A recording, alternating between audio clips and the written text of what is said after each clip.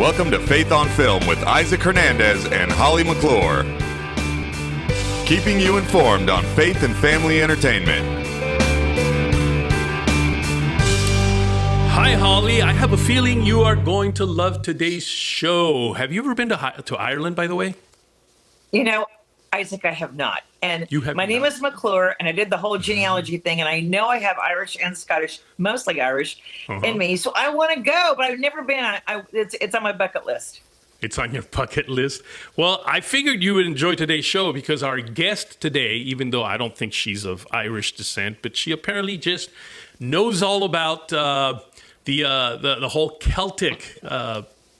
Celtic culture. And Wales and Scotland and all that. And I figured with a name like McClure, you would really enjoy today's show because she has just produced a documentary, by the way, called Celtic Rhythms, which explores just the through music and by the way, beautiful scenery, the whole culture of worship during the Dark Ages, actually. Now, she is an author, a film producer, a speaker, a teacher, a cabin hostess, and an adventurer, has been in full-time ministry for over 18 years, ministering both locally and internationally, and her films have been shown on every major English-speaking TV network in the world, including TBN, Daystar, GOB-TV. I mean, that's pretty much all the big ones, isn't it? And PureFlix and more. But you know what? Before we bring her on, because I know we're going to have a wonderful time talking to her, but let's take a look at the trailer for that documentary that she produced called Celtic Rhythms.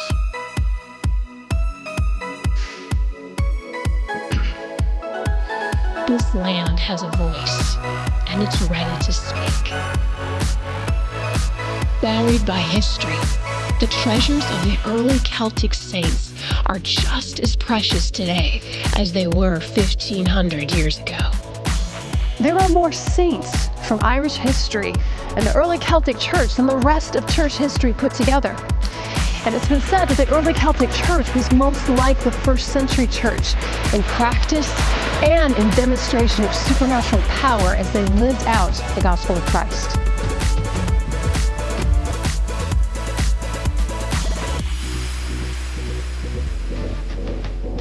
As we look for clues to unpack this ancient history, we'll leave the beaten path and familiar roads to visit the highlands and islands that hold keys to unlock Celtic mysteries. We'll discover facts and legends, stories and heroes, and learn from these remarkable warriors of the faith who changed history and transformed lives for Christ.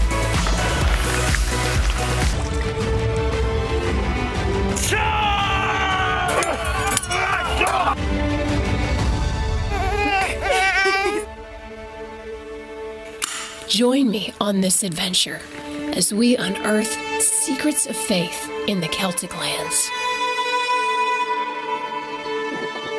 To be a poet, or a bard, or bardd, as we say in Welsh, I think it's to be part of an ancient art form. It's integrated in the land, it's integrated in my sound, it's integrated in my community, my people.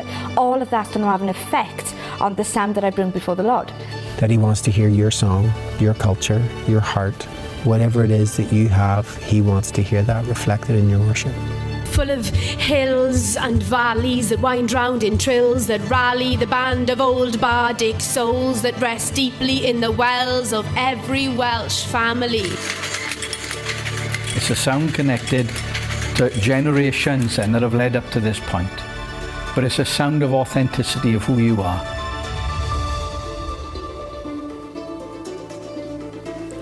Rebecca Friedlander, welcome to Faith on Film. Oh, my pleasure. Thanks so much for having me. You bet. You know, I've known you for several years. Watching that. Wasn't that just amazing? I've known you for several years now, and I've seen a lot of your work, which has always been amazing. But I got to tell you, this put you in an entirely different level. I mean, this was probably one of the best things I've seen in a long time. What inspired you to do this?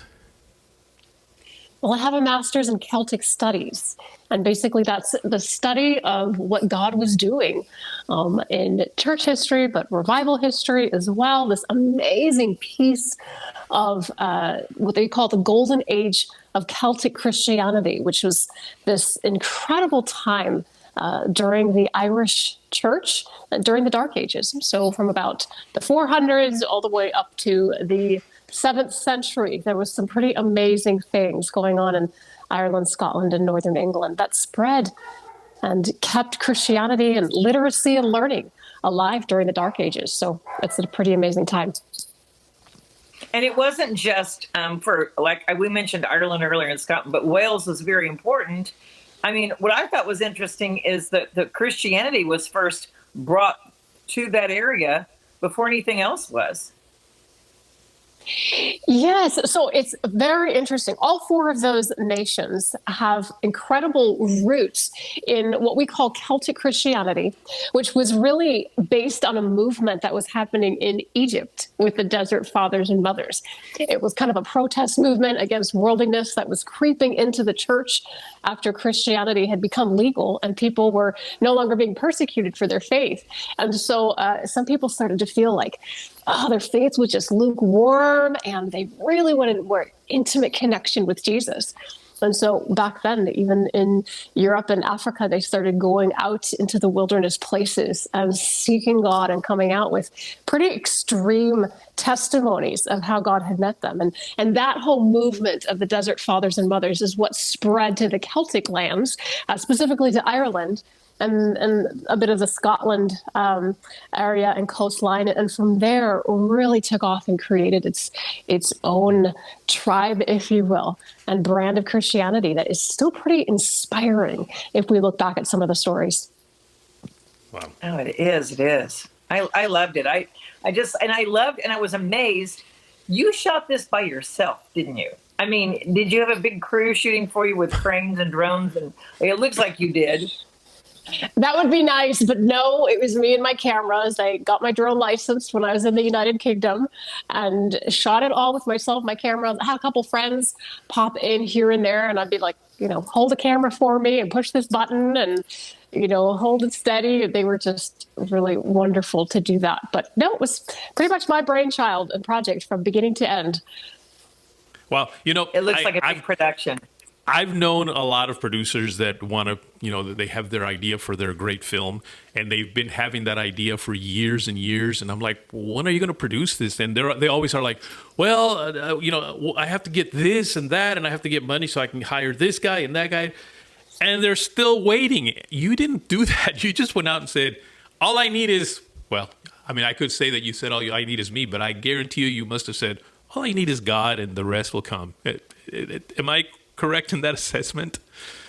Yeah, absolutely. I have a book called Launch Your Vision, which is my 3-step process of writing down your vision and then kind of creating your list of the things that you really need, and then praying into it and watching God show up, all those little steps in the process. And so that's what I do. And it has been absolutely amazing to see God show up. This is my 3rd film on Celtic Christianity, and every single one has miracle stories. And there are moments when I was shooting the first one, Celtic Pilgrimage, I had to stop my camera and pause because the presence of God would fall on the actors as they were filming, and they were just like getting wrecked by the presence of God as we were recreating some of these stories.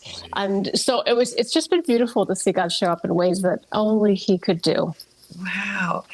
I was impressed with the fact that we tend to think in those days it was the men, who we have hero stories about, but there were women involved too as well. Absolutely. And I honestly was so compelled by that piece of it. It piqued my curiosity. That was one of the things that really pulled me into this piece of history. The early Celtic church has been called the closest to the first century church in practice and in power. And one of the things that they did was they really pulled a lot from the disciple John, or the apostle John, and his whole practice and teaching was that he ordained women over churches. And of course, it was all home churches back then. But we see from the book of 2 John that it was written to a woman, that he was, encouraging for her to keep order in her group. And so we see this carry over into parts of the early Celtic church. And people like Hilda, who led a huge community of both men and women. She had over 2,000 acres that were given to her to have this community. And it was said that kings came to her for guidance and wisdom. And I think 5 bishops were raised up from her community. She also discovered or found the first English religious poet who was raised up. He was just a shepherd. He took care of the cows. And then one night he had an angel show up and speak to him and start writing, giving him songs. And she pulled him out of leading the cows and, got him into the community. And he wrote, I believe, over 1,000 songs that would help teach people about the Lord, especially when they couldn't read or write. They could sing songs and learn prayers. So there were some amazing, amazing women who were leaders within the Celtic Church. Now, you just brought something else up that caught my attention when I was watching the documentary itself. You just alluded to it a little bit right now, and that was angels showing up. I think there was about 2 or 3 instances in the documentary where angels showed up. And one of the things that I was that I really admired about what you did is that you made these angels look like warriors, not like your typical, when people use angels in their movies, they're like these kind of, I don't know if I should say this, somewhat effeminate looking guys with, or even ladies with white robes and, feather wings and all this. You made them look like somebody that we should probably be, you made them look like somebody that I would love to have as my guardian angel. Why did you do that? Well, the stories lend themselves to it, and the scriptures do as well. And so we see warrior angels, coming to fight on behalf of Daniel as he's praying, and, stepping through to help Simon Peter get out of jail. There's really some pretty graphic images in scripture about some of the angels and who they are and what they carry. And we see this in the Celtic Church. So, for instance, Saint Senan, who was on the west of Ireland, battled what they called a sea monster who was terrorizing the locals, whether it was an actual sea monster or a demonic power that was over that region.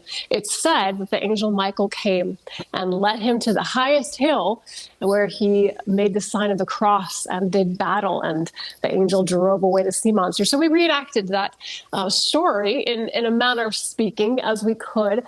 And I brought in some warriors, who are trained in sword fighting. And so we kind of were able to reenact that scene. But it's hard to kind of pull the spiritual warfare out of some of these stories because it's so prevalent. And so I just thought we would go with that visual.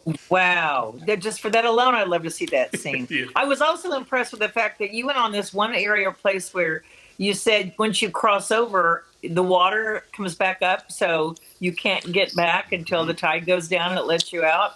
That was fascinating to me. What was one of your most favorite or memorable experiences or places you went to film all this? Well, Lindisfarne Holy Island that you just mentioned is a very special place.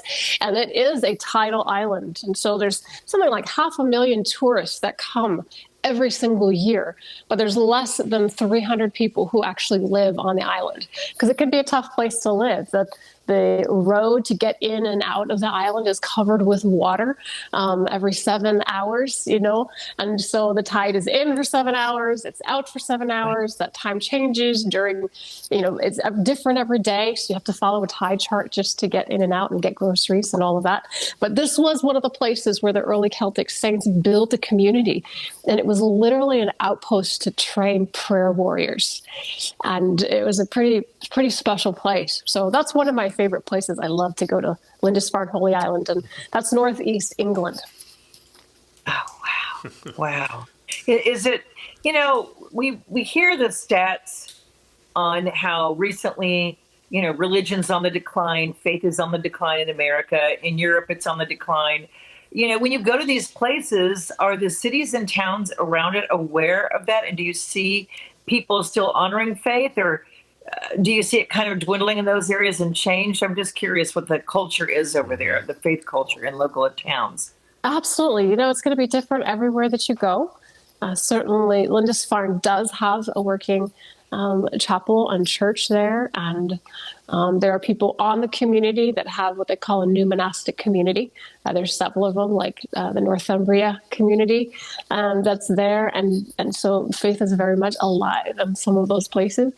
Other places, you have to do a bit of digging into the history, and people may follow Jesus or go to church, but they may not even be aware of the deep well of rich heritage that is going on right next door to them. So it's different everywhere you go.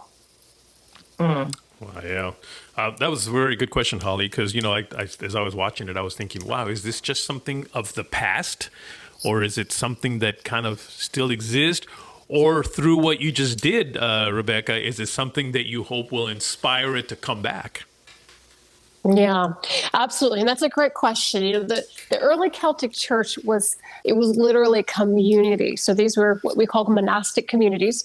When we say monasticism, most people think of monks with funny haircuts, and living as single people for the rest of their lives. Some of the communities were like that. Others were families who were simply living in community and doing life together to represent Christ to their pagan culture. And so we had all these different kinds of communities, but they would have what they called a rhythm of prayer, which was set times where they would meet for prayer during the day. And they had lots of different tools that they used for prayer, because it was very important to them to connect with the Father. And so one community that I went to see the ruins of, it was 8th century ruins of this Celtic community in Ireland. And literally in the ruins, they have a sundial that's carved into the stones. And instead of the hours of the day marked on the sundial, it's their times of prayer. So they would literally build their whole day around their times for prayer. And when that hour would come, they would probably ring a bell and everybody would come together and pray. And sometimes it was, 7 times a day. There's one community in Ireland that 1,500 years ago, they had 24/7 prayer and worship for at least 150 years, possibly 300.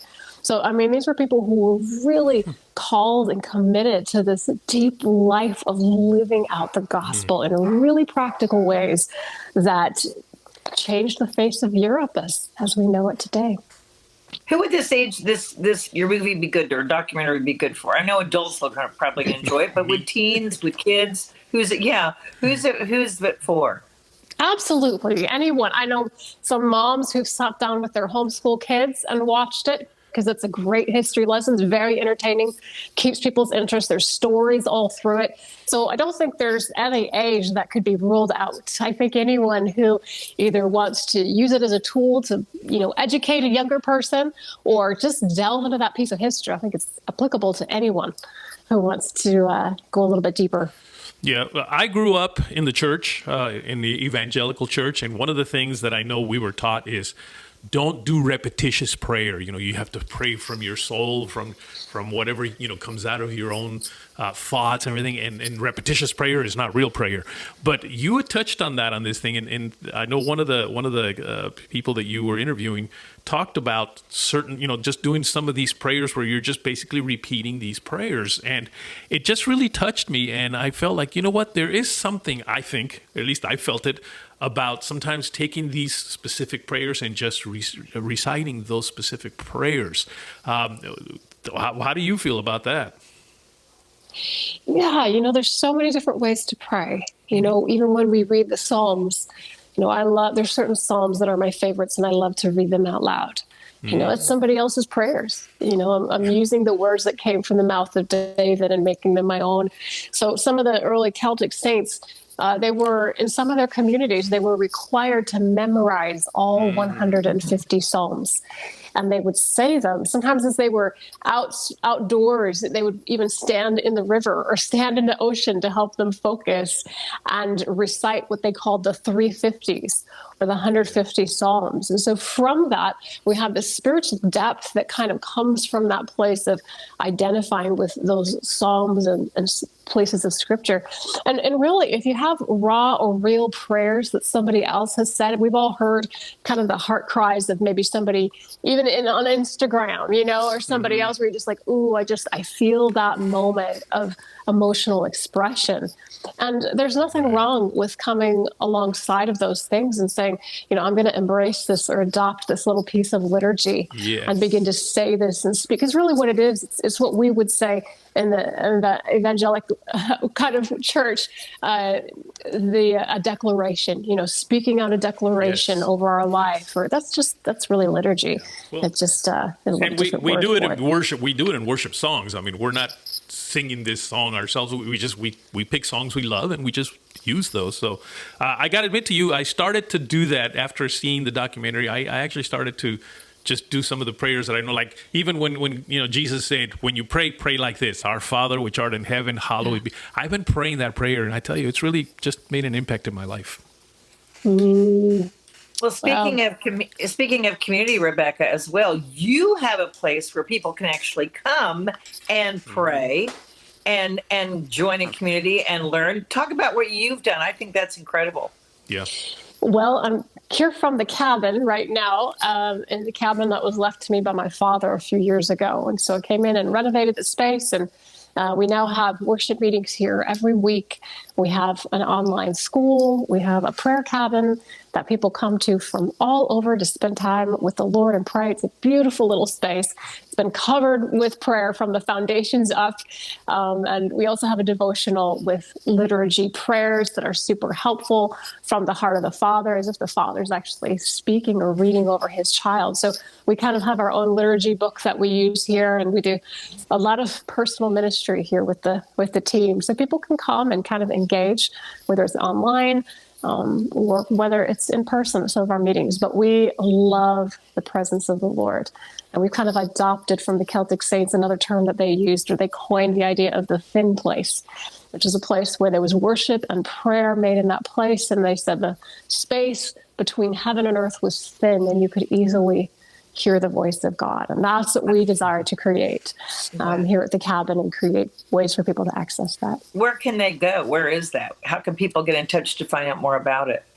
Yeah, you can just hop on my website, which is RebeccaFriedlander.com, and contact me through the site, or look at the prayer cabin. There's a lot of information, a lot of videos, a lot of fun stuff on there that people can connect with and reach out. Wow. So what's next for Rebecca Friedlander? I'm taking a team. We'll see. I'm actually going back to the UK and doing ministry out there, and taking a ministry team that was trained through a school that we did here. And so, it's kind of fun. We're creating practices of prayer that work for us here at the cabin, and then starting to train other teams and give those away. So it's a fun season. Have you thought about doing what you did for this documentary? Have you thought about doing it in America? Because I would be so interested to see you go back and really find like roots and groups and people that saw angels and people. I mean, that whole thing. I would love to hear those kind of stories, because I know they're here about this founding fathers and about this nation. We don't hear it anymore. There's no one talking about it. There's no movies about it. There's nothing, because everyone's afraid to talk about religion. I don't know. I just would love to see that. You never know. Anything is a possibility. Okay, that was a non-committal there.